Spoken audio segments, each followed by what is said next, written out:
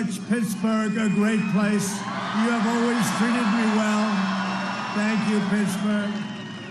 Thank you very much. I'm thrilled to be back in the Commonwealth of Pennsylvania with thousands of loyal, hardworking American patriots.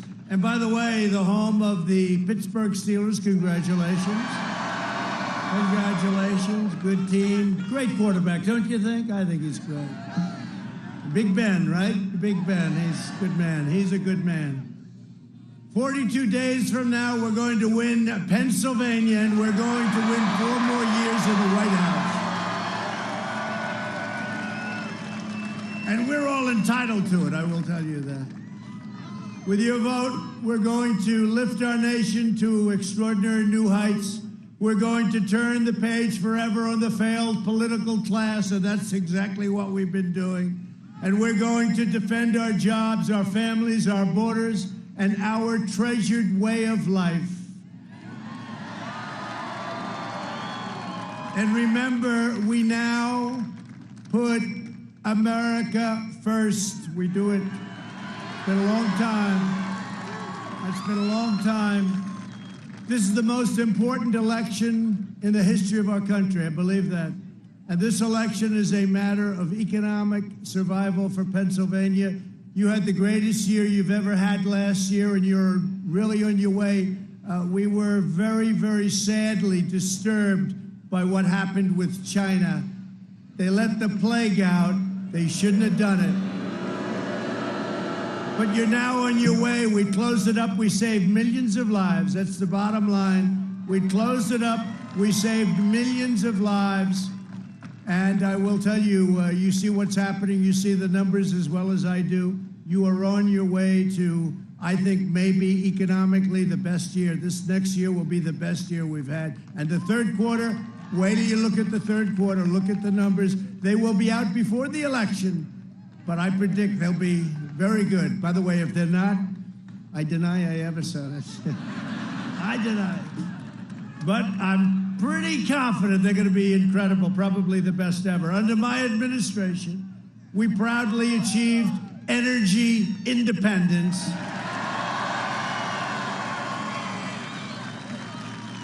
And don't forget, I am not the candidate, two candidates that said we're not going to have fracking, we're going to ban fracking. And he said that for a year. Then all of a sudden he said, well, maybe we'll have some fracking. By the way, you know that's not going to last because the radical left won't let him get away with it. And I'm all for fracking. You know, I was in Texas. Well, it's a big part of your economy. It's energy.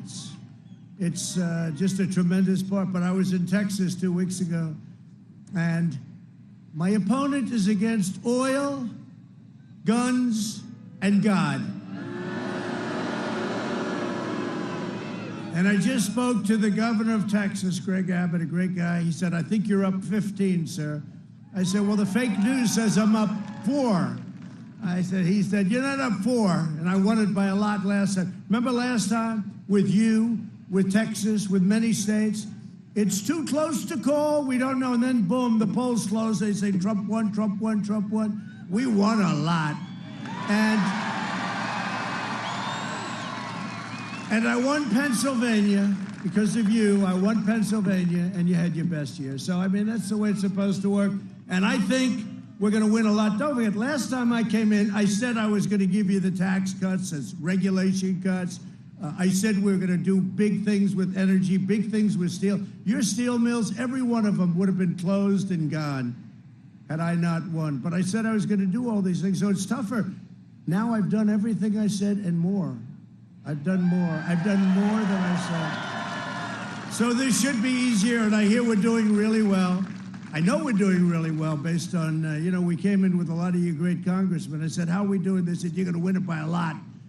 But we better win it. We got to go out. We got to vote. But powered by the incredible workers of your state, you are now really, if you look at it, the #1 producer. Think of it. We are, as a nation, your state is, you have no idea how big an energy, you know how big you are in energy? People don't think of Pennsylvania that way. Do you have any idea? And as a nation, we're the biggest in the world by far, not even close, and we are energy independent. Think of that. But no longer is America at the mercy of these foreign suppliers and all of the people that took advantage of us for so many years. We now don't have to be in other parts of the world. We're there perhaps to help allies. We're there perhaps to help good people. But we're not there because we need their energy, because we need their oil. Instead, we're the dominant energy producer. We're going to keep it that way. We're going to always have it that way. This, by the way, our opponents, they don't want petroleum products, okay? They want wind. Let's open up wind.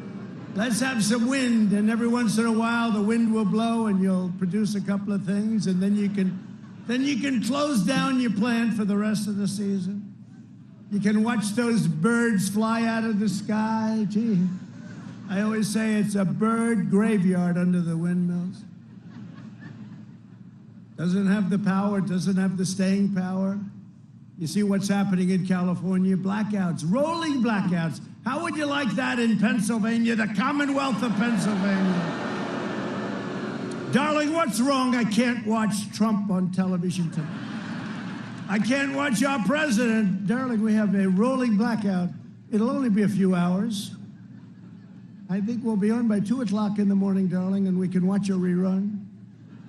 Now, this is what's happening. You have rolling blackouts. You have, in some cases, just blackouts. I don't even call them rolling. Not going to happen to your state. Last year, I visited the Shell petrochemical plant in Beaver County, Pennsylvania. The largest investment in your state's history. And that was all made possible by our pro-energy policies. And we've done it a lot in Louisiana. We're building some of the largest plants you've ever seen, largest in the world, and it's incredible, all related to energy. But your security and your jobs are in very grave peril because the radical left maniacs, they don't want to have anything to do with energy. They don't want anything to do with, they have different concepts, right? They have the Green New Deal, where there will be no energy almost of any kind. No, it's crazy. Thought of by AOC plus 3. You know AOC? Not a good student, not good at anything, but she's got a good line of crap, I'll tell you. She's got a hell of a line. And she's got them, you know, she's radical left, but she's not as bad as some of them. How about Omar of Minnesota? We're going to win the state of Minnesota because of her, they say. She's telling us how to run our country. How did you do where you came from? How is your country doing? They're going to tell, she's going to tell us, she's telling us how to run our country. And you know what? The Democrats in Congress, you have to see what they're doing. Their stance on Israel, it's like a whole different world. It's like from 10 years ago, it's like a different world. And we want to keep our world the way it was and the way it's going to be. We've got the greatest country on earth, and we're going to keep it that way. We don't need socialists, and we don't need communists telling us how to run our country.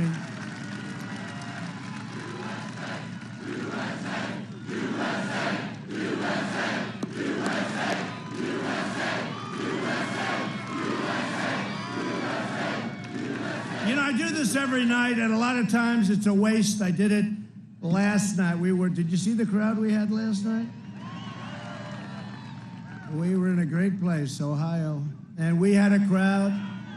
We had a crowd. You couldn't see the end of it, and I said, turn around, Cameron, turn around. But they never like doing that, you know? They don't like spinning those cameras. They don't want to show the crowd. They don't like showing it. They don't like showing. Show the crowd. And it's an honor, let me tell you. Look.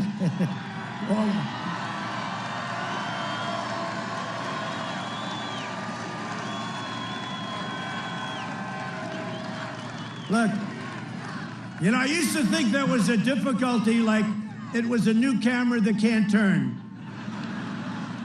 But then whenever there was like a problem, like there'd be a little argument or some kind of an anti-Trump person, you don't see that much. I don't want to bring it on, but you don't see it much anymore. You know what? It's dangerous. It's dangerous with it. But you know, I'd see the camera would never move, but ever when there's something like a little negative happening, that thing would turn around like a pretzel. And I said, oh, it does move, but they never want to show the crowds. They never, last night, now I went home and I tell you this, I go home all the time. First lady, how'd you like the crowd? Sir, I didn't see it. I didn't see it. But I didn't see it, Donald, I didn't see it. Sometimes she'll call me Mr. President, but she's only kidding, believe me. She's only kidding. Has she been a great first lady, right? Been a great first lady. And very popular. She's really done a great job and she works hard. You know, we have some great people here tonight. I brought certain members of my family, but I'm going to introduce them to you in a little while, okay? Great family. They work hard. I'll tell you what, they work hard. They really work hard, but I do wish they would show, because it would be, you know, it's actually better for them if they show. It shows the importance. The only thing you can do is, it's true, I'll say, how did it look? I don't know how it looked, but the sound was phenomenal, okay? It sounded like a Penn State football game, like a Steelers football game. You know, you can't disguise it. You ever see Sleepy Joe with the little circles? He puts them very far away.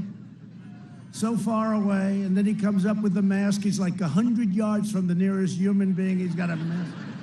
He feels good about the mask. I wonder, in the debate, it'll be him and I or the stage. Is he going to walk in with a mask? I'll be honest, he feels good about the mask, and that's okay. You know what? Whatever makes you feel good, he feels good. He feels good.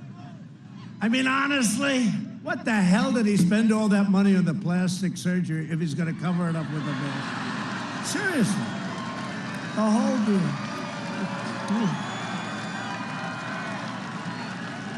No, I think he'll come in with a mask. I don't know. I have no idea. Well, the question is, will he leave it on during the debate? Because it's a little hard, and I'm all for masks when you need them, I'm all. But when you're making a speech and the nearest person's like where you are, and you're on a stage all by yourself, and then he had a habit of taking it off and it hangs down on his ear as he's speaking. He feels it makes him feel comfortable. And you know, honestly, whatever makes you feel good is okay with me. But it'll be interesting. We're gonna have a big rating on that. And you know, he's been doing it all his life. He's been doing it for 47 years, and I've just started doing this stuff. I've just started. But you know, I'm just thinking, but I did more in 47 months than he did in 47 years. That's true.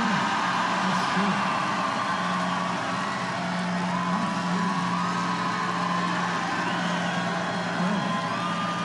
You look at what we've done.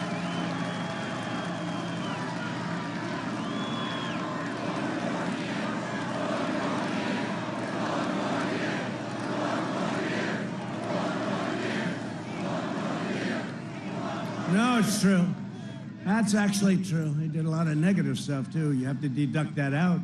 When asked if there would be any place for fossil fuels, including coal and fracking, in a Biden administration, Joe replied, no, we would make sure that it's all eliminated. All of a sudden, he gets the nomination. You know, he's been trying to get the nomination for decades. He finally and that was prime time for him, which was never great. And he never got more than 1%. We called him, remember I called him, his first nickname was 1% Joe. And frankly, had Elizabeth Warren been loyal to her philosophy, which is radical left, socialism, perhaps communism, I don't know, perhaps. It's verging on communism, right? But had she been loyal, she would have left, she would have quit, she had no chance, she was out, Pocahontas, she was gone. Remember I said, I have more Indian blood in me than you have, and I have none. And I'd love to have some, but I don't happen to have any. And then she choked, and she went out and got a test, and she announced she had 1,024th, right? 1,000. That means, like, I said it last night, that means around 700 or 800 years ago, somewhere there was a little bit of a relationship going. That's okay. 700, 800 years ago, maybe. What a phony she is, huh? Isn't she terrible? And now we're going to pick a great woman, any one of the 5 that I told you, but any one of the women that we had, they're all great people, great scholars, great, brilliant people.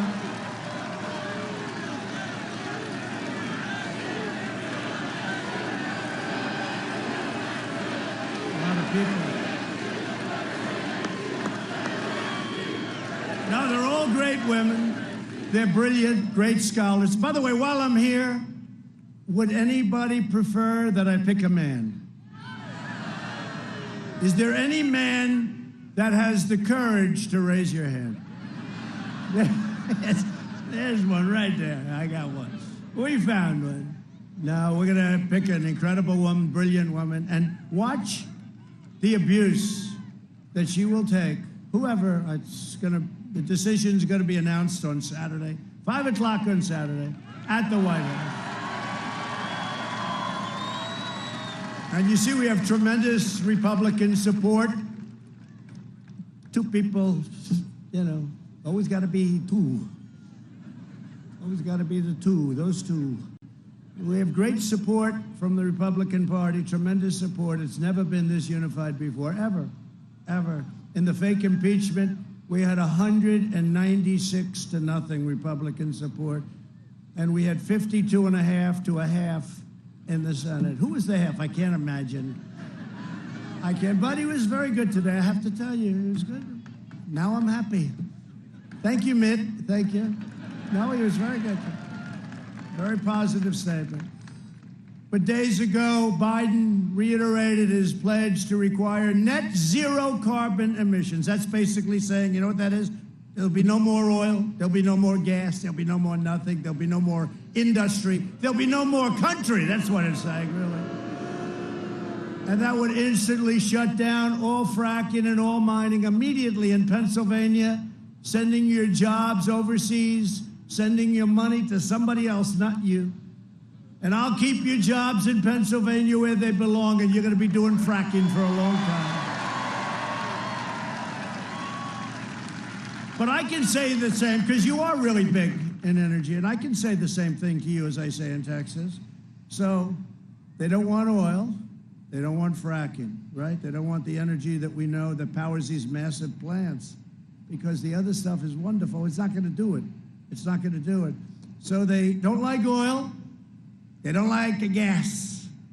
They don't like God, religion. The churches are closed. How about these states? You know, they still have churches closed. And by the way, your governor hasn't been so great. You know that, right? Are your churches still closed? They're still closed. They're doing it for a reason. By the way, November 4th, they'll announce we've decided to open up, okay?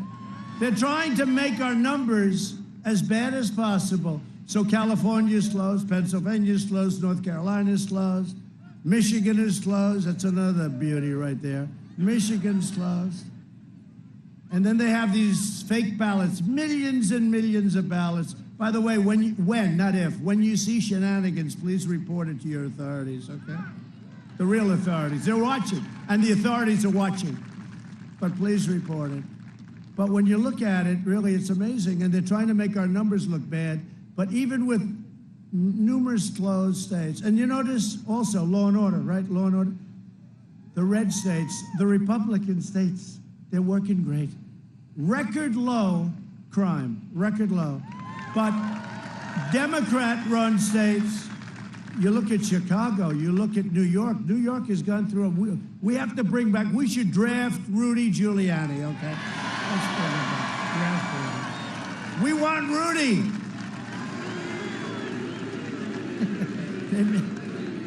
Rudy, I tell you, Rudy's amazing. But he did a great job. New York was in big trouble. He came in and he just was tough, smart, and it became the safest big city. And now we have a man where some categories of crime were up 300%.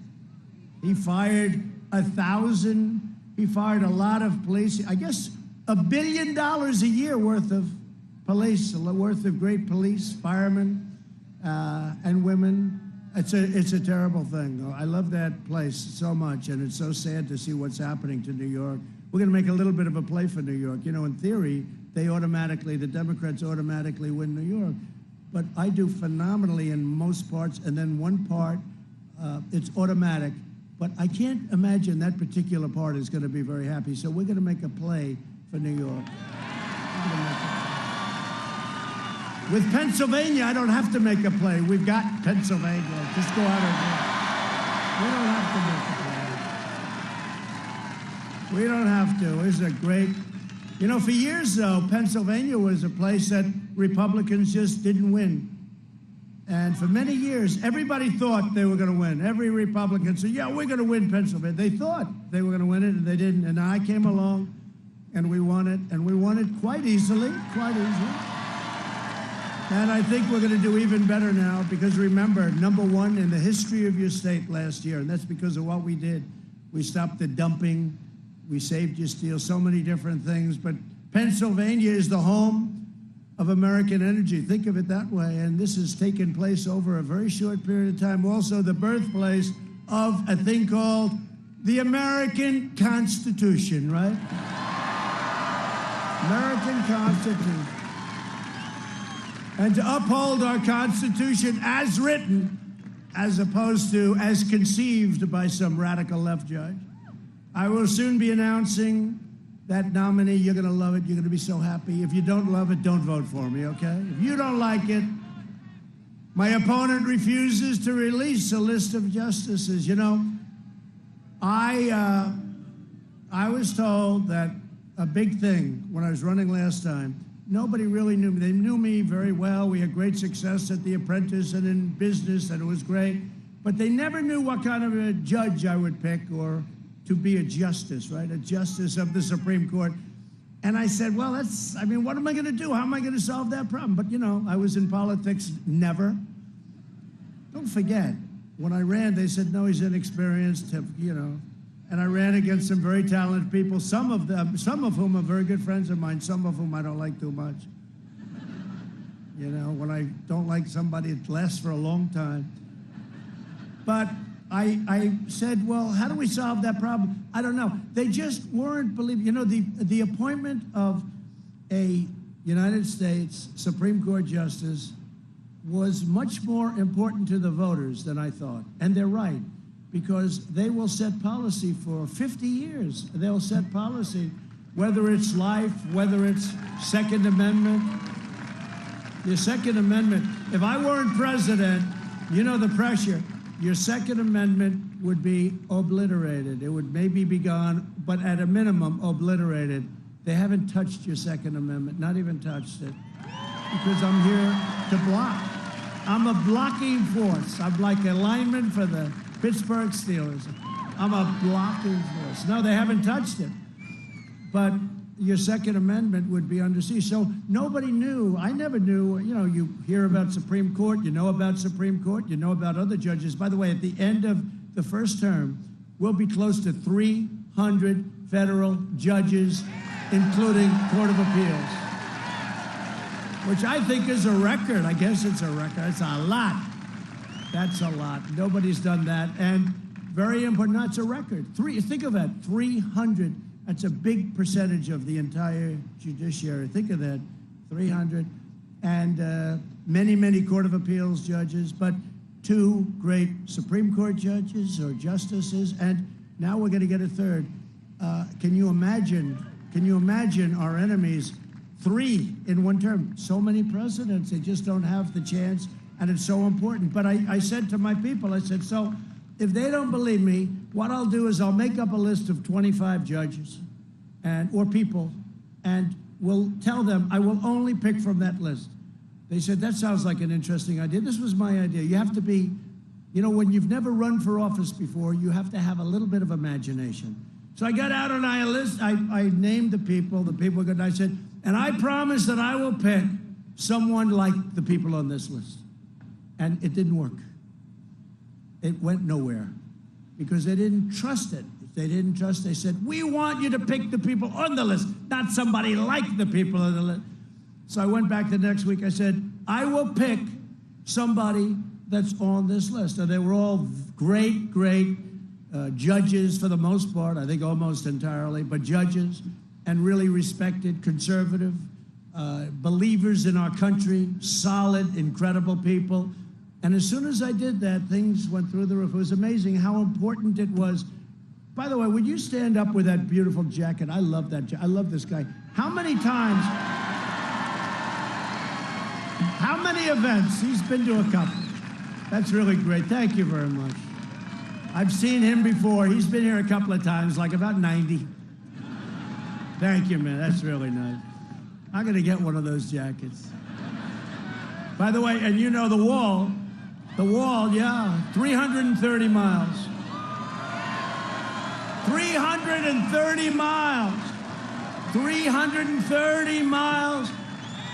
And yes, we have a great relationship with Mexico. And, you know, they keep saying, yes. First they said he'll never be able to build it because I had the Democrats who were just brutal.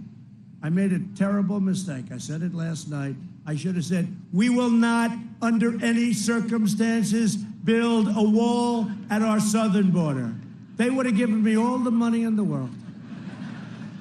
But stupidly, I said, we will build the wall. And the Democrats said, let's not give it to them. But we won. We won court cases. We won. In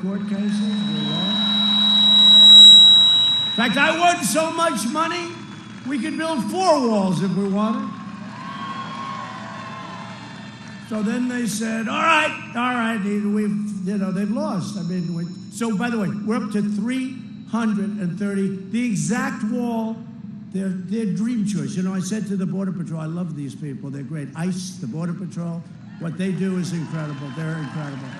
I said, give me your dream wall. As long as we're building it, we might as well build the wall that you want. Let's build it right. Sir, we have to have vision. We need steel and concrete. I said, how about one or the other? They said, no, sir, we need steel and concrete. We need steel, and inside those poles, we have rebar and we have concrete, right? And they're 30 feet tall. We need all sorts of things. We need them to be wired. I mean, I won't tell you why they're wired, but they're wired for a reason. They're all wired up, and they're incredible. But you know what? We got the wall. Nobody could have done it. So once we had the wall and it started going up, and then we hit 100 miles, 200 miles, now we're at 330, and we're building 10 miles a week, and it'll be finished very soon. And we have the most secure border in terms of drug trafficking coming along, and we've done phenomenally well because that's a lot of the territory that we need. We're going to go up to probably a little bit over 500 miles, so we're at 330. But once they saw that I had it, they said, yeah, but Mexico's not paying for it, okay? But they are paying for it. Mexico's paying for the wall. They are paying for it. They're paying at the border. They're paying for the wall. You know, all those trucks that go back and forth. They're paying for the wall. So the Democrats said, yeah, but Mexico, they always have to find something, right? And you remember what I used to say, that if they fight us, remember people would say, what happens if they fight you on the wall? What happens if they fight you right to hell on the wall? I said, the wall would get 10 feet taller. Do you remember that? Took a little hit on that. We took a little bit of a hit, but that's okay. The wall is a tall sucker. You don't want to get up to the top. They look down, they say, oh, yeah, how do we get down off this? It's tall and it's strong and it's great, and we appreciate it because Mexico has been working with us very closely. They have right now 27,000 Mexican soldiers on our southern border making sure that people don't come into our country. I want to thank the President of Mexico. Very helpful. So I made this list of potential justices, and I'll tell you, it all changed. Now I'm asking Sleepy Joe Biden to give me a list, and he doesn't want to do it. You know why? Because he can only put super radical left judges on people that would destroy your country, people that would destroy your country, and he knows that he's not electable. He shouldn't be electable anyway. You know what I mean? This is the worst candidate. You know where he is today? They have a thing called the lid. I don't even know. Do you know what lid stands for? Lid. He put out a lid today early in the morning. Lid means he's not going to be anywhere today. I'm working my ass off. I'm in Ohio. I'm in Texas. I'm in Florida. I'm in Michigan. I'm in Wisconsin.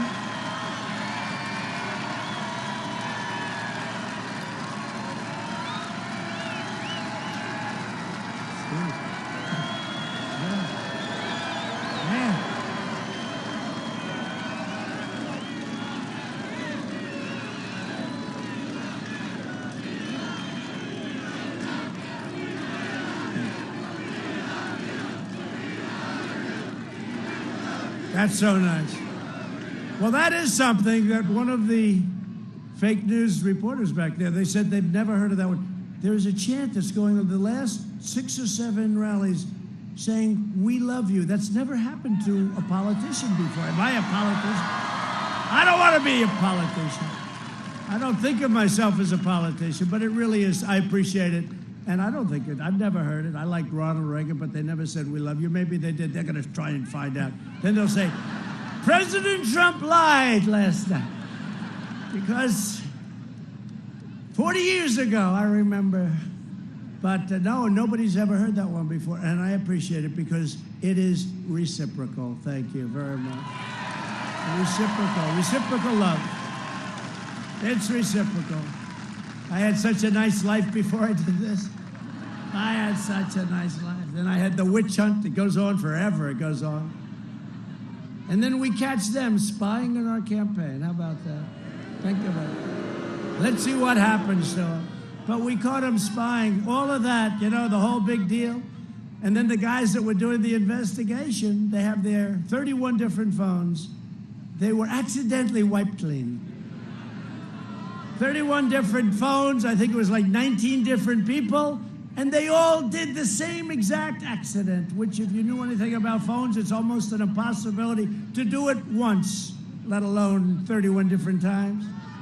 So we caught them, and that's called obstruction. We have to remember, that's called obstruction.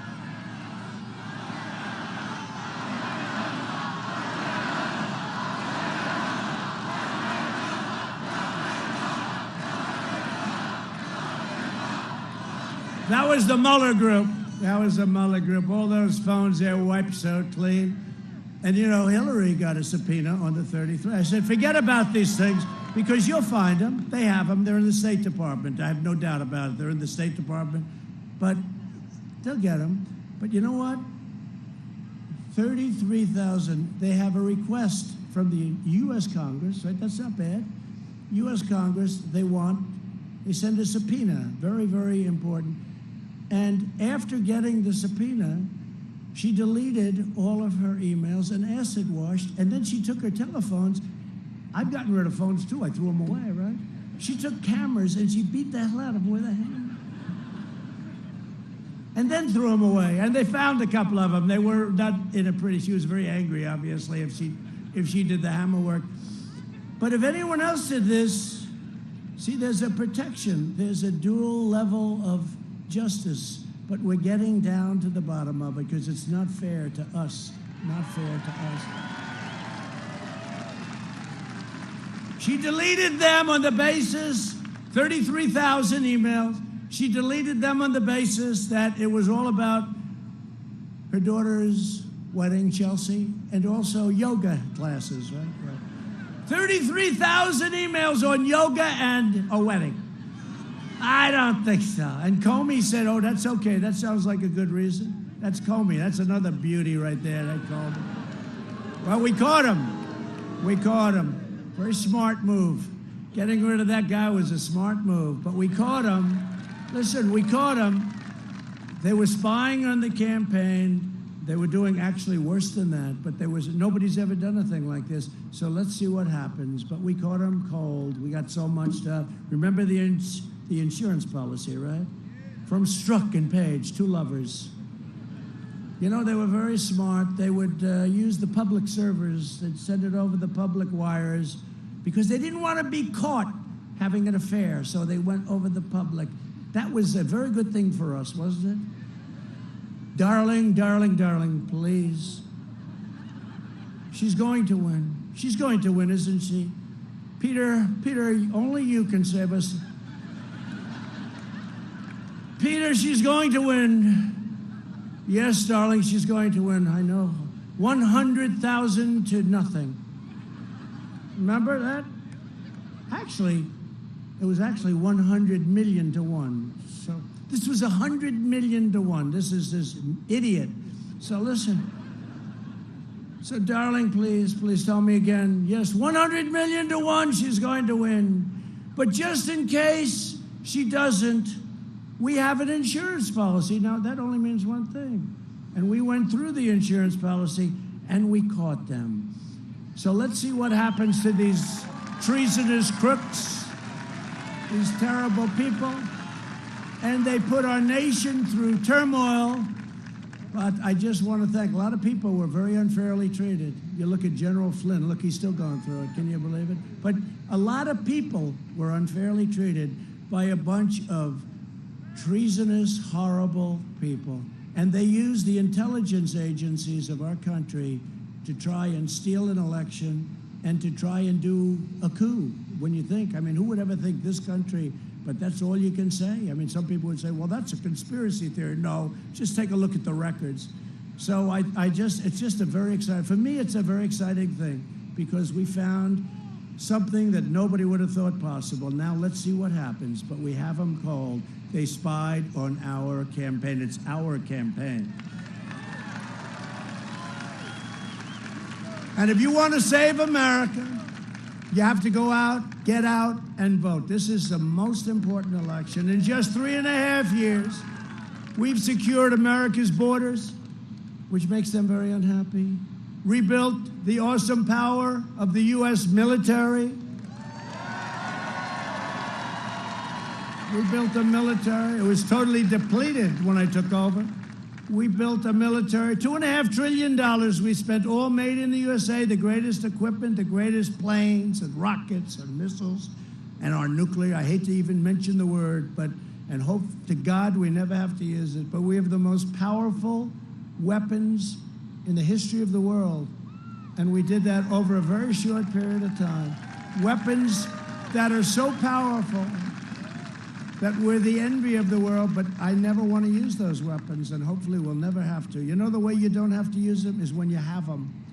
It's when you have them, but nobody's ever built a force like what we have. And you know, the newspapers and the press and the fake news, they went and said, he just gave away classified information. I said, no, I will look you right in the eye. Let me tell you, first of all, I'm allowed to do it. I'm the president, so I'm allowed to. I'm the only one that's allowed to. But no, I didn't give away. I'm just telling you, most powerful weapons ever produced, we have. And other countries know that. And it's a good thing that they know it. And I don't think we'll ever be using them. And I hope we don't. I hope to God. I use the word God because they refuse to use the word God in their Pledge of Allegiance, right? Twice. I use the word God. I hope to God we never have to use them. But I obliterated the ISIS caliphate, which was all over the place, 100%. Remember, I got it down to 99%. They said, you got to go 100. I said, let's get out of here. We're bringing them all back home. Everyone's coming back home. Long wars. The never-ending wars, right? The endless wars. We fixed our disastrous trade deals. They were a disaster. Brought jobs and factories back to Pennsylvania under 16 years. And think of this. For 16 years, presidents, Obama, President Bush, household income rose $2,945, right? That's over a 16-year period. In 3 years, your household income rose almost $10,000 when you include energy. You have to include energy. Without energy, almost $7,000. But we have to include energy. I mean, how much are you paying for your gasoline? You never saw $2 gasoline. You're less, right? It's less. They go up, it's less. Now it's a big difference. What is it nowadays? Come on, tell me. I haven't got any gas. I haven't stopped recently at a gas station. 15? Okay. Because for a while it was way under 2, and we're going to keep it there. We have so much. In my first 3 years, we lifted 6.6 million people out of poverty, the largest poverty reduction in the history of our country, by far. We built the greatest economy in the history of the world, and right now we're doing it again. You know, I see all these hats. Make America great again. And now I'm going to say this. Make America great again, again. Make America great again, again. We saved 1.4 million jobs in Pennsylvania alone. and to fight the China virus. It's the China virus, not the coronavirus. Corona sounds like a place in Italy, a beautiful place. It's Corona. No, it's the China virus. They don't want to say it. You know, the radical left, they don't want to say it. You ever notice they're always going after Russia? Look, nobody's been tougher in Russia than me, but you say, Russia, Russia, Russia. I said, what about China? They never want to mention it, you know. They got little deals going on, I think. But coronavirus, doesn't it sound like Italy? A beautiful villa, you have a beautiful Corona. No, it's a China virus. They should have stopped it. To fight the China virus, we launched the largest national mobilization since World War II. We did an A+ job, except we did a D job in terms of public relations explaining it because we were too busy doing it. But the fact is, they wouldn't have written it anyway. It didn't matter to them. It's their little thing. You ever watch Biden? He can't talk about anything, so he gets up. The coronavirus. They say, we want to talk about Supreme Court judges today. Well, I don't know about that. The coronavirus. And he doesn't know we did a great job. He has no clue. He said, I should have opened. No, he goes, I should have shut down 1 week earlier. What he doesn't say is he did the worst job in the history of an epidemic or a pandemic with the swine flu. It was a joke. And what he did, his own man that was in charge said recently, we had no idea what the hell we were doing. It was a total disaster. They were amateurs, and now he tells us how to do something that's far more lethal. But he said they should have closed 1 week earlier, except when it came to closing the border, which I did, which turned out to save tens of thousands of lives. Biden criticized me until 2 months later when he said I was right. But we should have closed a week earlier. Think of that. We pioneered life-saving therapies, reducing the fatality rate 85% since April. Think of that. Remdesivir, the plasmas. We have among the lowest case fatality rates of any major country. Nobody knows that. And I am devastated to see it happening, but you see what's going on in Europe again. You know, they always said, oh, Europe is doing better. Actually, we did better, but now Europe has a big spike. A big spike. So they're not talking about that. The number of hospitalized virus patients is down by 47%. And virus patients coming to the emergency room is down, and visits are way down, visits to hospital. Europe has almost a 50% greater excess mortality rate than the United States. So, you know, they like to compare us to Europe. 50% greater excess mortality rate. Our early and aggressive action saved millions of lives. Through Operation Warp Speed, you've heard about it. They don't want to talk about it. What we've done in a record period of time with the ventilators and, now we're building ventilators for the world. Very hard to do. We'll develop and distribute a vaccine very, very shortly in record time. It would have been 2 or 3 years, 4 years if Biden's group had done it. But we've done a great job with the FDA and clearing a path. And you'll be seeing it very shortly, and these are great companies that are doing it. So we'll crush the virus, and our opponents will, with him, they will crush America. We can't let it happen. This country is too great. Our love of each other is too great. This guy doesn't know he's alive. I mean, he really doesn't. He doesn't know he's alive. You know, he did an ad on an anonymous source that said, about me making a statement about military soldiers that died. And it was such a disgusting thing. I said, the only good thing about it is now I can take the gloves off. This guy doesn't have a clue. He doesn't know where the hell he is. And they'll give him a shot or something. I don't know. He's going to get something. He'll be, because I watched him so badly. He performed so badly in the debates. And then with Bernie, he was average. Not great, but he got through. And I said, what the hell is he taking? And we'd like to ask him, and I said that. We want a drug test. We want a drug test. We'll both take it. We'll both take it. Because with Bernie, he was able to get through. But listen, I mean, it wasn't Winston Churchill. This wasn't the greatest debate, but he got through. It was fine. Him and Bernie screaming at each other. Mostly Bernie, crazy Bernie. He's not too happy. I'll tell you, did you ever see a better loser than Bernie? No, seriously. He's a good loser. He got terribly treated by Hillary and that group. And then it happened again with Elizabeth Warren, right? It happened again. what the Democrat Party did to him. And then you have this guy, Mike Bloomberg, Mini Mike. One question and he was gone. There goes $1.8 billion out the window. One question. I said, you think it's easy up here, Mike, don't you? Huh? One question and that was the end. He said, where am I? Get me the hell off of this platform. Mini Mike. Mini Mike. So now he's trying to buy into the party. You would think after the way they treated him, they called him every name. Pocahontas destroyed him. She didn't do good against me, but boy, did she do good against Mini Mike. And instead of, I figured he'd be calling and saying, listen, I want to become a Republican. You know, we've done great for the economy, you'd think, right? But he always wanted to run for president, and he tried before, I guess, but he tried, and it was a bad experience. And you would think he would have joined our party, but instead he's trying to buy his way back in. When somebody treats you that way, even stay neutral, don't go back in. He wants to give them a lot of money to try and buy their friendship. And you know, one thing you learned about politics, I spent a fraction of the money that Crooked Hillary spent. They raised $2 billion. I spent my own money, but I spent a fraction of the money, like 35%, 30%, and we won. Nobody ever says that. It's not about money.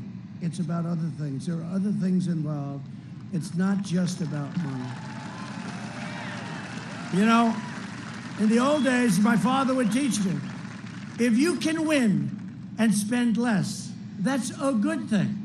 And I remember after I won, and I won decisively, look, 306 to 223, that's a lot. 306 delegates, 306, that's decisive. We won Michigan, and we're gonna win it again. We're up in a poll just now. Oh, they're going crazy. They're going crazy. We won Wisconsin. We won Pennsylvania. But my father taught me, he said, if you can win and spend less money, that's a good thing, not a bad thing. That's a good thing, not a bad thing. Like if you get along with the leaders of other lands and don't go to war all the time with everybody and can come out on top without having to shed blood all over the place and destroy your families and your country. Like when I get along with Putin, when I get along with Kim Jong-un, whatever happened to the war we were supposed to be in with North Korea? Nothing happened. They said I gave away so much. I said, what did I give away? They couldn't find anything. I didn't do anything.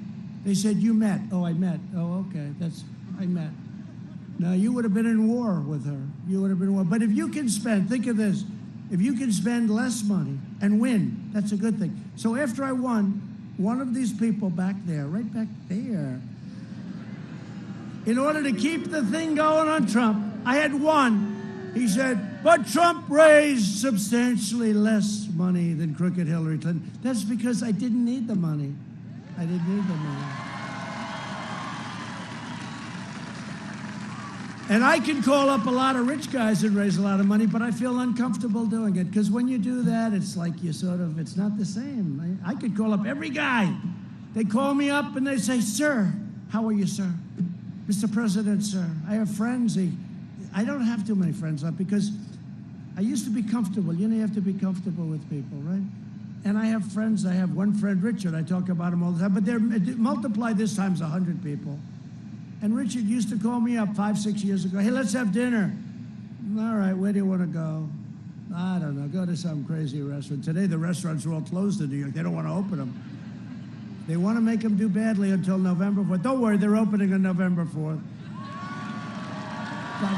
But it's true. So it's Richard on the phone. Richard, my friend for many, many years. And I said, hey, Rich, how you doing? Mr. President, sir, how are you? I said, well, he's been calling me Donnie and Don and DJ and all. Richard, are you okay? Everything good? Yes, sir, Mr. President, sir. You're doing a great job, and I'd like to thank you. Good, Richard. Richard, loosen up, please. You don't have to call me Mr. President. I said, so just call me Donald. It's okay. Thank you, Donald. I really appreciate it. And you hear the guy, he can't breathe. You know, he's having a hard time breathing. He's very nervous. And then at the end of the phone, he goes, Mr. President, again, thank you so much for the job you're doing. He hangs up. I said, how can you be friends with it? You know, it just doesn't work. It's like I've lost a lot of people this way. And it's called respect for the office. They have respect for the office. They really do. Nothing wrong with it. Sort of understand it. they have respect for the office. And nobody has more respect for this office than I do. And that's why I'm doing a great job, and I'll always do a great job. It's respect for the office. But on November 3rd, Pennsylvania will decide whether we end the pandemic, defeat the virus, and return to record prosperity just like we were before. Or whether we allow Sleepy Joe Biden, who doesn't have a clue, to kill the recovery, raise your taxes, delay the vaccine. Yeah, that's true. He wants to impose a $4 trillion tax hike. You believe $4 trillion? Ban American energy, which means what? Let's go back. Let's call up the Middle East and let's be real nice to them because we need their energy. No, thank you. Destroy your suburbs. You know, I got rid of this regulation that was going to destroy your suburbs. Destroy your suburbs. I call it the Obama regulation. They build nice projects right next to your beautiful home. Lots of luck. Give free health care. I hope the people in the suburbs realize when I did this, I took a lot of heat. I got rid of a regulation. They all said, sir, we'll amend the regulation. We're going to amend it. I said, I don't want to amend it. And a couple of stories were written. I wish the women living in the suburbs would read these stories. They were written by people that say, I can't believe a president had the guts to do it.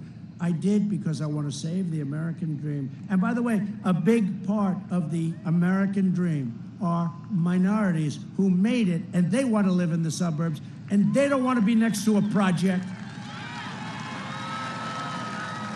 So all you people in the suburbs that say, I don't know, I'm making up my mind. And Cory Booker was the one that was going to lead it out. He was going to be the one he wants it to be. He wants those projects to be nice and big. And I just hope you're going to remember that sooner than November 3rd, because you can do it sooner. Give free health care to illegally. So the problem with free health care, we all have a heart. We all want to take care of people. The problem is when you promise free education, free health care, all this stuff, but free health care. Remember Sleepy Joe during the debate? Who wants to give free health care to illegal immigrants? And everybody immediately raises their hand, you know, radical left, raise it. And Joe, do you remember there's a classic? Remember? Sleepy Joe. And he'll do it because he has no choice, because they have total power. He's like a puppet for them. And indoctrinate your children with poisonous anti-American lies. To combat the toxic left-wing propaganda in our schools, I announced last week that we are launching a new pro-American lesson plan for students called 1776 Commission.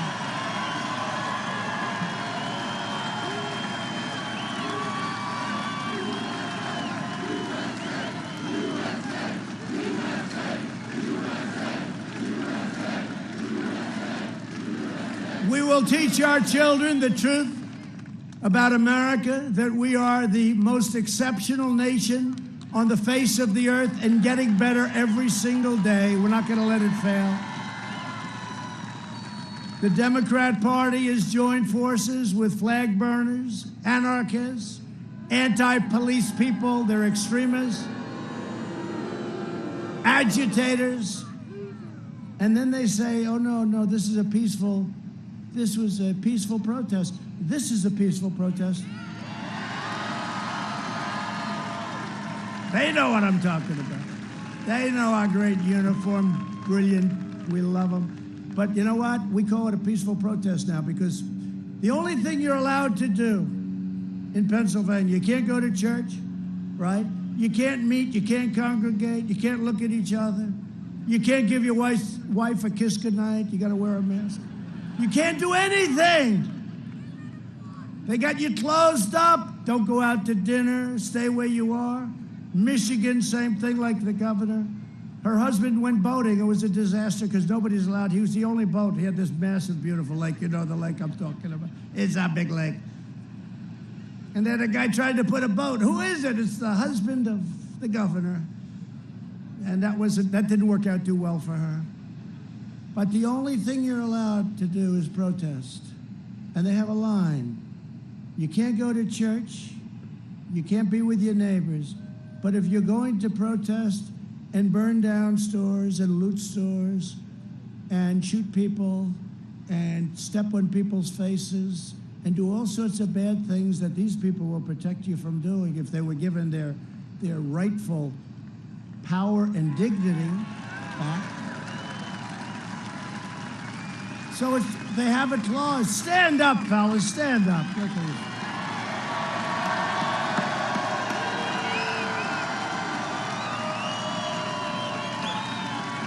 They've got to be able to do their job. You got to let them do their job. Got to be able to do your job, right? They let you do your job, you'd see Pennsylvania had some big bad crime numbers in your state. You let them do your job. Any state, New York's finest. By the way, I got endorsed by New York's finest. First time they've ever endorsed. And you know, that's hard when you have radical left running the city, all politicians, the mayor. And I got endorsed by the Chicago police. Can you imagine that?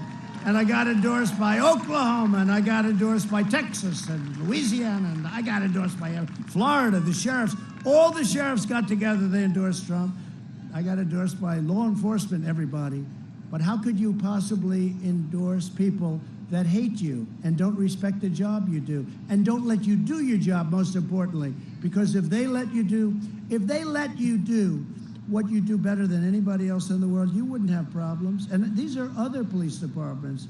You look at Seattle, we said we're going in, and they immediately said, we'll put up our hands, right? It was so easy. We were going in the following day. You look at Portland. How about Portland? It's like an anarchist dream. And we're dealing with the governor, because, you know, I hate to say it, but they're all Democrat-run cities and states, all of them, every single one. The Republicans are doing great. But they have to ask, by law, they have to ask us to go in. So we did it in Minneapolis, you saw that. But this is, I mean, it was too late. Was it like 10 days? And the police are excellent, but they're not allowed to do their job. Now they wanted to fund the entire department. There's not going to be anybody to protect you. And the people are starting to go wild. And that's why I'm going to win the state of Minnesota. I'm going to win Minnesota.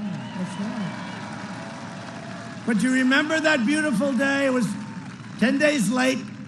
You had these people from CNN and other places. These are friendly protests. It's a lovely thing to say as he's getting rocks and cans of tuna fish. They go out and buy tuna fish and soup. You know that, right? Goya, I hope. Goya, he's great, isn't he? Good guy. They go out and buy Goya because they throw it. They throw it. It's the perfect weight. Tuna fish, they can really rip it, right? And that hits you. No, it's true. Bumblebee brand tuna. And you can throw that sucker, you can put a curve on it, you can do whatever the hell you want. And the cops in Chicago, you saw it, they're going like this. It was terrible. And they're not allowed to fight back. They're not allowed to fight back. These guys, if they fight back, nobody's going to be there very long throwing things.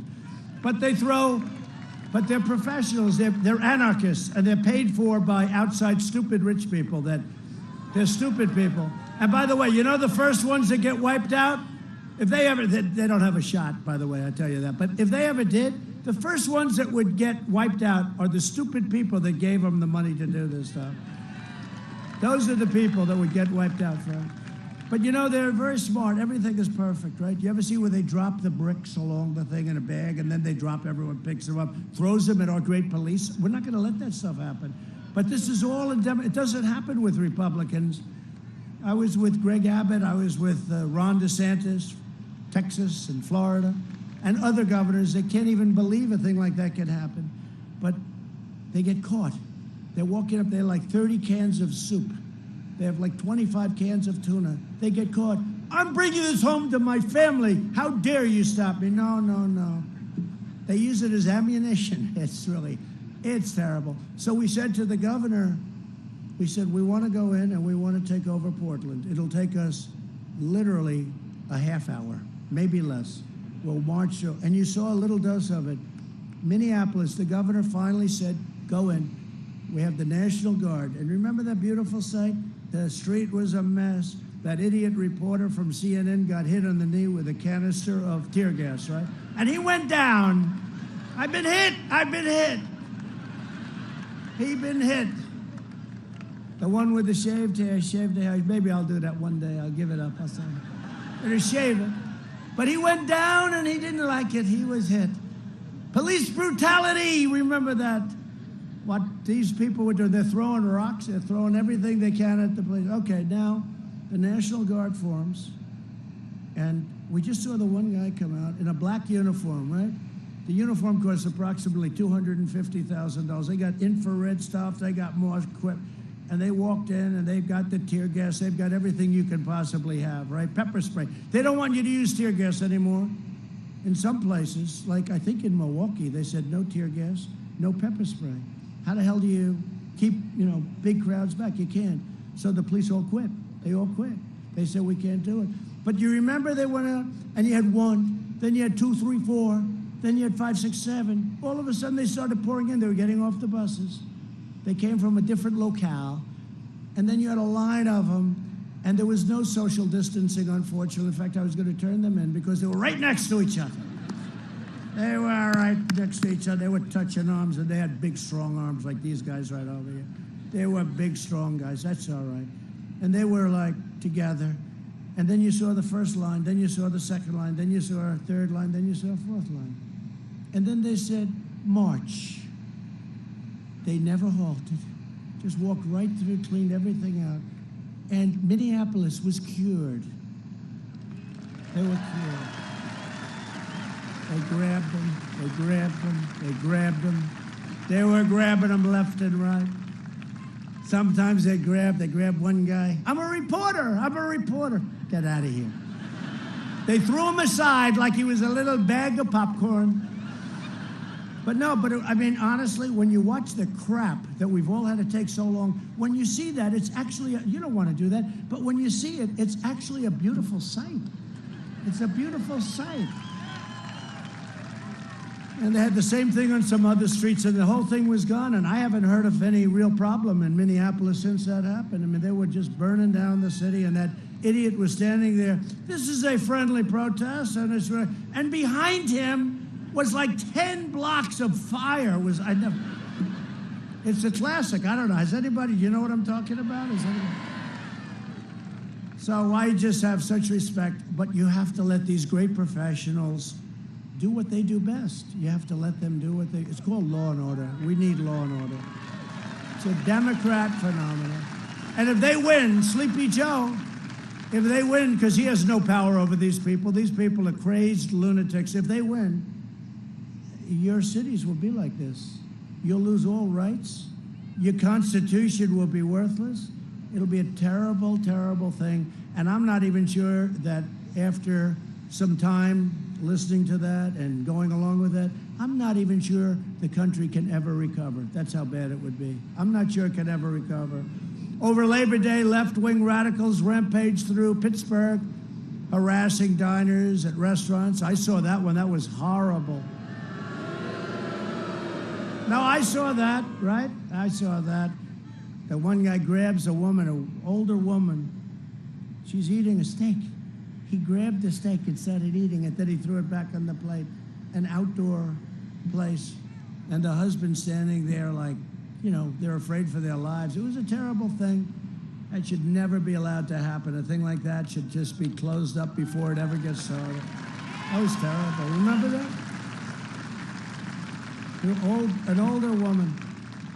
Last week, after a police officer shot a knife-wielding assailant, over 100 rioters rampaged in Lancaster, went to school right nearby, looting businesses, setting fires, and assaulting police officers with rocks and bricks and glass. You saw that? Joe Biden has the support of violent left-wing extremists. He never once mentioned the words law and order during their entire Democrat National Convention. Never once. They didn't talk about the riots. They didn't talk about anything having to do with law and order and respect and our great police. They didn't do it. They didn't talk about it. It's not a subject. They will rip your cities apart, and they will go to your suburbs. For all of those people in the suburbs that I'm reading about, they will go to your suburbs next. I have the support of America's law enforcement heroes. I was recently honored to be endorsed by the largest group of police and police representatives in the country. We're endorsed by everybody. We're joined by Butler County Mike Schlup. Thank you, Mike. As well as two sheriffs who just changed their registrations. Oh, that's nice. To become Republicans. They were longtime Democrats. Oh, who are those two sheriffs? Whoa.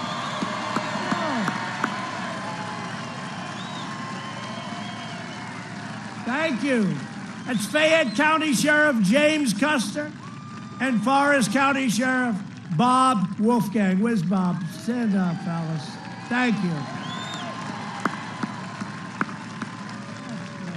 Were you longtime Democrats? How the hell did that happen, right? Well, this is somewhat of a phenomenon. You know, this is crazy what's going on now. And it can be stopped so easily. And you guys know exactly what I'm talking about. Thank you very much. It's an honor to have you in the party. Thank you. That's great. There's a whole great group of sheriffs and law enforcement here. Also with us are Congressman Guy Reschenthaler. Guy, where's Guy? Great warrior. Where are they sitting?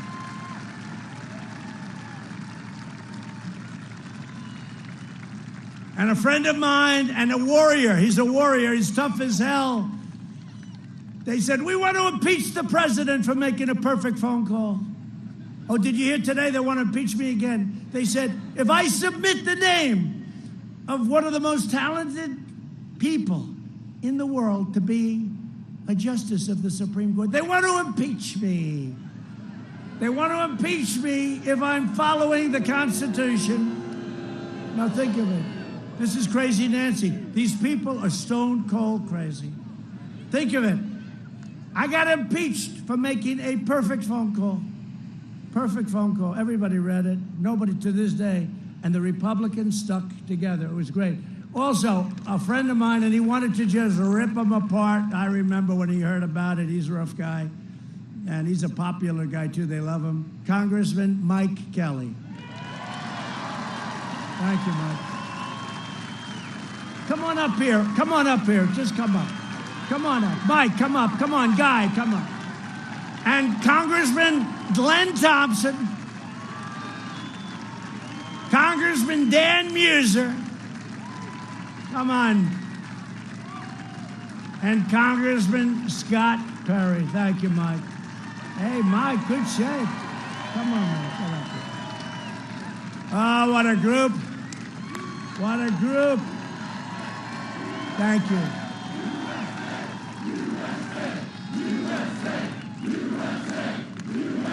Thank you. And we also have a candidate here for Congress. This is a candidate who is the real deal. He is tough as hell. He's no lamb.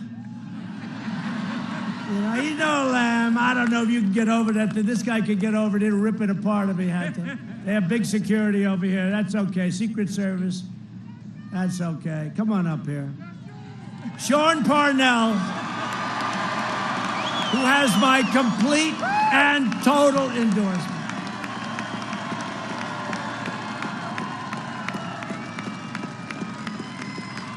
Good, Sean.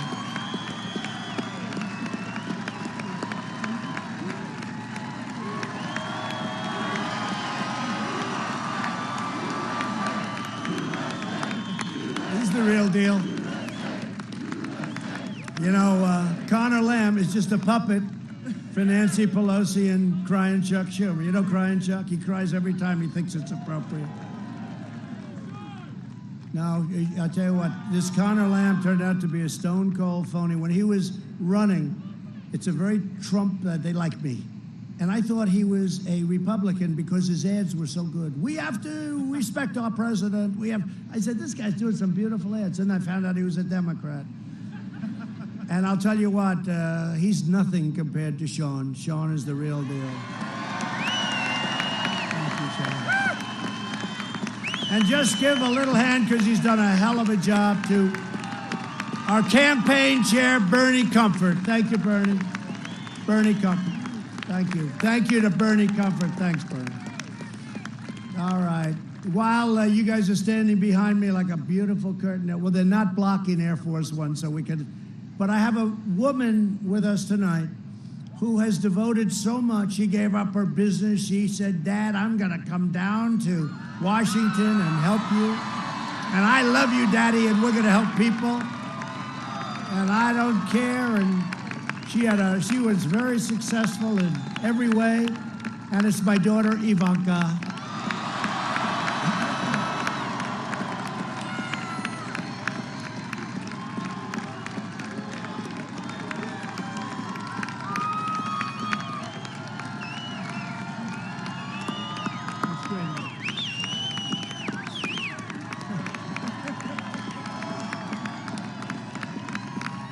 I just want to thank this group of people. And you know, a man that helped, we just negotiated a major peace deal in the Middle East. Everyone said it was impossible. You know that, right? They said it's impossible. They've been killing everybody for years and years. They had this guy, John Kerry, who's grossly incompetent. They paid $150 billion to Iran. They paid $1.8 billion in cash. That's even more impressive, frankly, in cash. And that's John Kerry. And we just made a deal with Bahrain and UAE, United Arab Emirates, and Israel. And it's a great thing. And the man right there, Jared,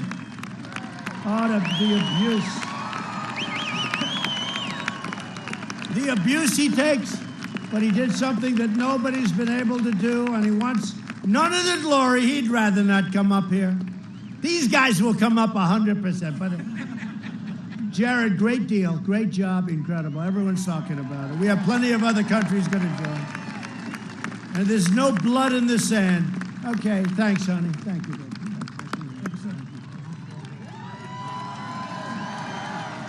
Great job. Okay, Mike.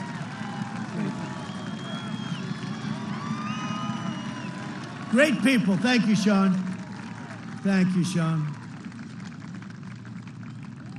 We've spent the last 4 years reversing the damage that Joe Biden inflicted over the last 40. Said they like Sean. Sean, will you please win? Sean Parnell.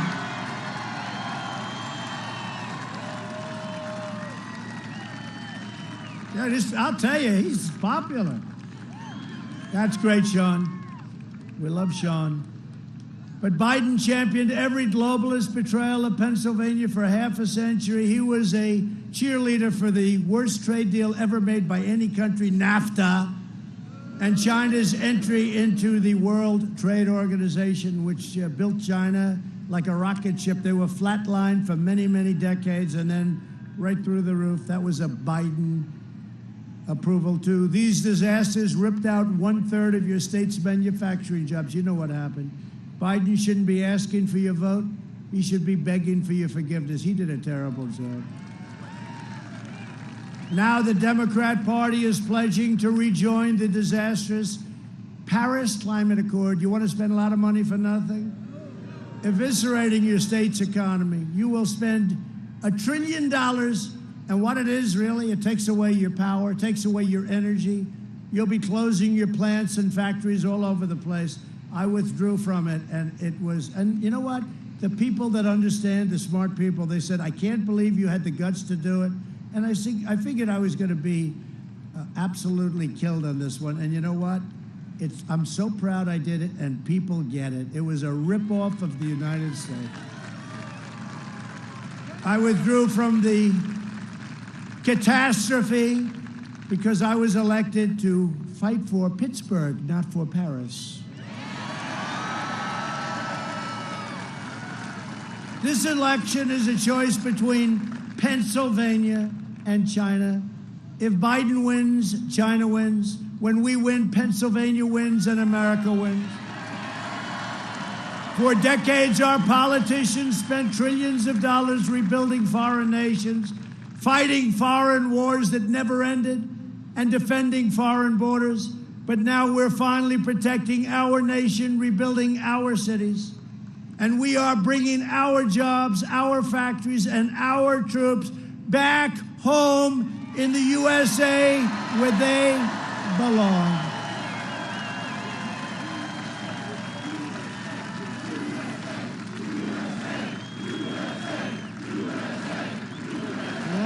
coming home. During the pandemic, I've suspended the entry of foreign workers who threaten American jobs.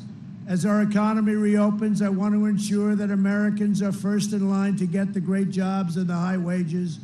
America first. Biden wants to flood the economy with cheap labor to replace U.S. workers. You know that. And that's why never, I see his thing, hire American. He got it from me. All the words he's got, they're my words, right? Do you ever see it? They say, he copied my campaign. I keep saying, what the hell happened for 47 years, and now he's copying my campaign as president, and you know it's not going to happen with him. As president, I know my first duty is always to take care of you, the American worker. That's what we're taking care of. Under my administration, we've achieved the most secure border in U.S. history, and we are finishing that wall. It's going to be done so fast. It's going to be done so fast. Since 2017, ICE has successfully arrested nearly 500,000 illegal aliens with criminal records, including over 145,000 assaults, 40,000 sex offenses, and 5,000 murders. If you don't mind, Democrats, we'll bring them the hell out of our country. We'll get them out of here. Some of them are so violent, we have to keep them. We don't want to house them for 50 years. But if we let them go, they come back in as much as we watch, you know. Look, if they come back in, we don't want it. We don't want them. So we keep them here. We have no choice. If the left gains power, they will abolish. Republicans will always, they're going to abolish.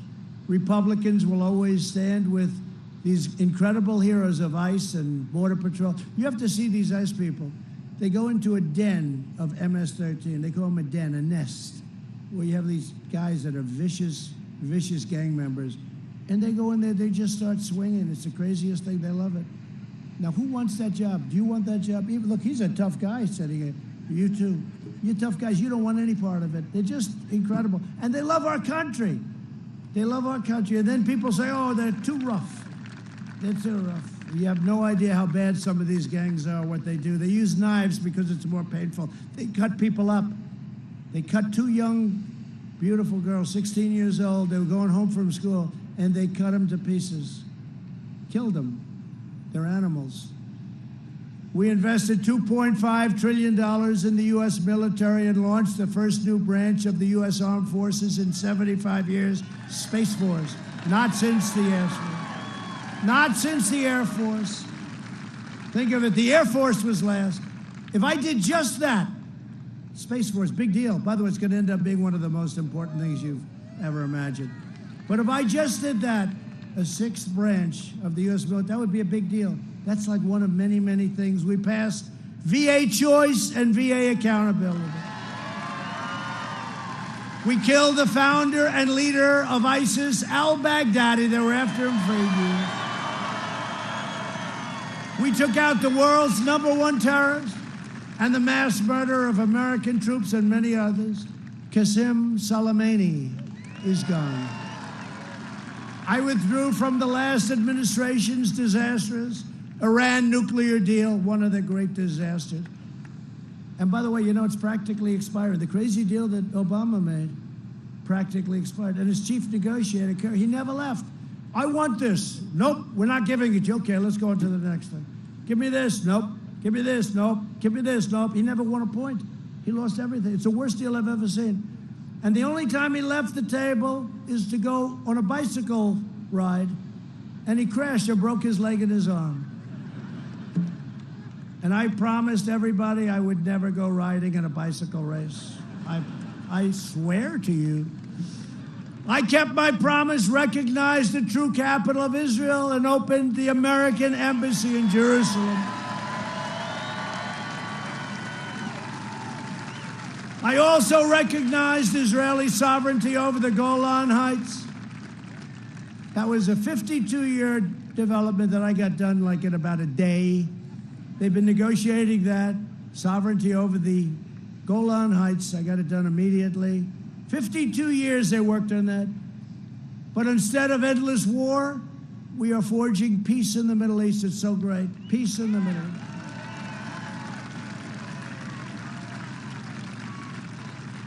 So Biden's put forward a platform that would end America as we know it. And this is true. You know, I don't think of him as a radical lefty, but basically he's controlled by them. And what about this Kamala? How about that? She's at 15%. No, she's at 13%. Then people started, no, she's at 12. No, she's at 10. She's at 9. She's at 7. These are her poll numbers. She got worse and worse. She quit before she ever got to Iowa. Plus, nobody, including Pocahontas, treated Biden so badly. Called him a racist, right? Brought him into the Me Too movement, right? Made him a member of the Me Too movement. The thing she said, and I brilliantly said, well, the one person he can't choose is Kamala. Ladies and gentlemen, I'd like to pick Kamala. And she's rated more liberal than Bernie. You know what? He's number 2. Believe it or not. You know, it's a true story. She is rated the most liberal person in Congress. And I think she's grossly incompetent, I'll be honest with you. I don't think she knows what the hell she's doing. And we have a great vice president, Mike Pence. Right? He's great. And he says hello. If elected, Biden would destroy Social Security and destroy protections for pre-existing conditions, people with pre-existing conditions. Drain your Medicare by giving away your health care to illegal immigrants. They're all going to come in. If you have that, the problem is we're going to give you health care. They're going to all pour into the United States, and our country can't afford it. We want to be nice. We all have hearts. Country can't afford it. They would get people that never even thought of coming if they see that. Can't do it. They would end our travel bans on jihadist regions. We have very strong, remember, I got travel bans. Everyone thought it was such a terrible thing. Such a terrible person. He's such a terrible person. I'm such a bad guy, I got travel bans. And increased refugee admissions by more than 700%. Opening the floodgates to radical Islamic terrorism. Ban school choice and all charter schools. They're very important. In the second term, I will provide school choice to every parent in America. A vote for Republicans is a vote for safe communities, great jobs, and a limitless future for all Americans, race, color, creed, all Americans. So in conclusion, over the next 4 years, we will make America into the manufacturing superpower of the world, and we will end our reliance on China once and for all. We will make our medical supplies right here in the United States, right here in Pennsylvania. We will hire more police, increase penalties for assaults on law enforcement, and we will ban deadly sanctuary cities. We ban them. We will defend the dignity of work and the sanctity of life. Thank you. We will uphold religious liberty, free speech, and the right to keep and bear arms. We will strike down terrorists who threaten our citizens, and we will keep America out of endless, ridiculous, stupid foreign wars. We lose our youth to countries that you never even heard of, right? Never even heard of them. We will maintain America's unrivaled military might, and we will ensure peace through strength. We will surprise, and think of the surprise medical building. We're going to end it. Surprise, you ever walk into a hospital, oh, gee, fix up, oh, great, then you get a bill for $2,000 for a Band-Aid. We will end surprise medical billing, require price transparency, which I've already signed and brilliantly starts on January 1st. Hey, you better vote for me. You know, that's one of the, I think that's in a way bigger than health care. Can you imagine Biden if he won? What price transparency is so big? It's all done. It starts on January 1st. How smart is that? How smart? And you're going to see numbers and reductions like you've never seen. Could you imagine if he were president? Sir, our medical costs have dropped in half. Price transparency has been unbelievable. What is that? what is price transparency? And they'll explain to him. He still won't have a clue. But can you imagine giving him credit? I signed it. It's all done. It starts on January 1st. I said, why can't you start it now, just in case? And you know what they said? Sir, statutorily, it has to start then. I said, all right, let's go. But I know we're going to win, so it's not going to matter, okay?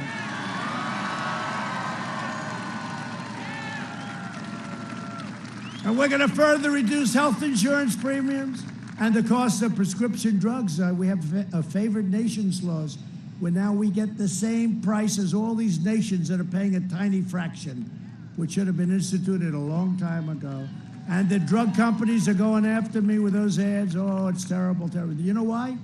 Just every time you see an ad from the drug company, they have plenty of money. That's why nobody ever fights them. Anytime you see an ad from a drug company, just remember one thing: your drug prices are coming down. That's what it means. That's what it means. We will strongly protect Medicare and Social Security, and we will always protect patients. We will protect every single patient. America will land, by the way, the first woman on the moon in the United States will be the first nation to land an astronaut on Mars. You know, NASA was an absolute disaster. Grass was growing through the fairways, too. They had fairways. That's about all they used with a fairway. And now we have something right through the runways, the landing strips. It was all grass infested. It was all weed infested. And now it's the #1 space center in the world by far. It was a closed up mess. And we have rich guys sending up rockets, Elon and others. They send up rockets, and we say, let them keep going. Let them keep spending money on these rockets. They love rockets. We will stop the radical indoctrination of our students and restore patriotic education to our schools. We will teach our children to love our country, honor our history, and always respect our great American flag. And we will live by the timeless words in our national motto, "In God we trust." For years you had a president who apologized for America. Now you have a president who is standing up for America and standing up for the people of Pennsylvania like nobody has ever stood up before. So get your friends, get your family, get your neighbors and your co-workers, and get out and vote.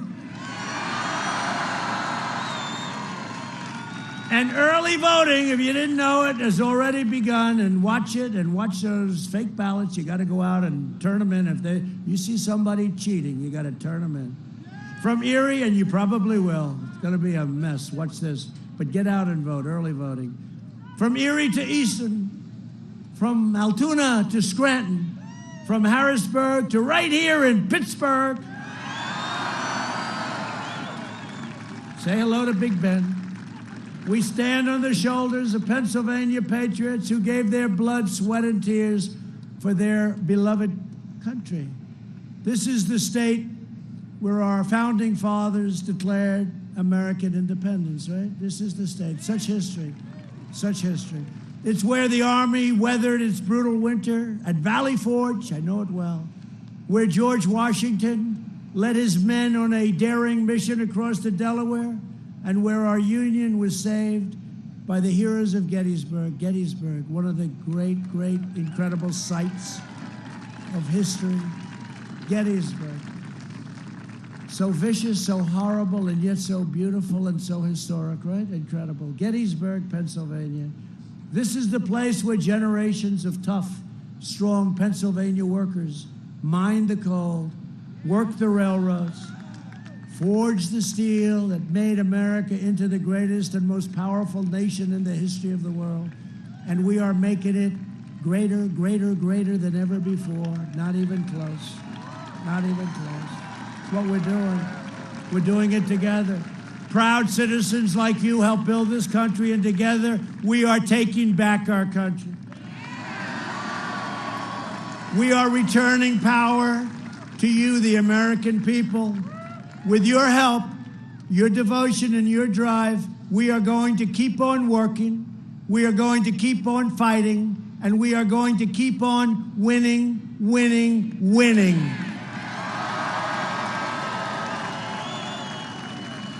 We are one movement, one people, one family, and one glorious nation under God. And together with the incredible people of Pennsylvania, we will make America wealthy again. We will make America strong again. We will make America proud again. We will make America safe again. And we will make America great again. Thank you. Thank you, Pennsylvania. Thank you.